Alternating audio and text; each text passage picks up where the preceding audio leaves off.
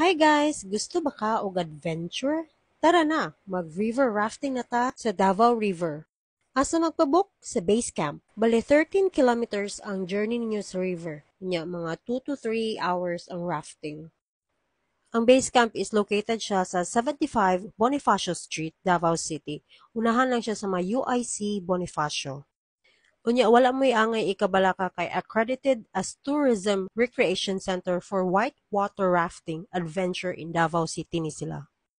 Unya kung magpabook mo, provided na ang lunch, helmet, life vest, transpo na paadto sa drop-off site ug ang tig-picture og videos. So before mo moadto sa site na panay briefing kung unsa inyong buhaton, syempre na amoy mga signan. Unya wala mo'y angay ikabala ka kay trained professionals ni sila unya.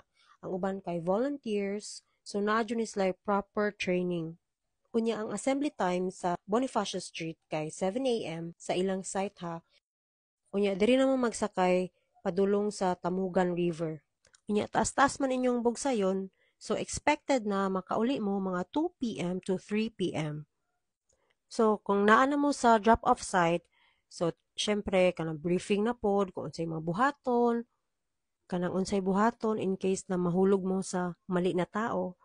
O este, kanang ganing unsay buhaton, kung mahayang ang raft, kanang dili mo magpanik, unya kanang each raft, kay naa jud mo'y guide na kauban, ug tig picture og video sa inyo. So, mauna na siya, lingaw jud kaayo ni siya guys. Para rin ni siya sa mga adventures ha, kung grupo mo, mas ayos unya, kanang mas lingaw jud siya.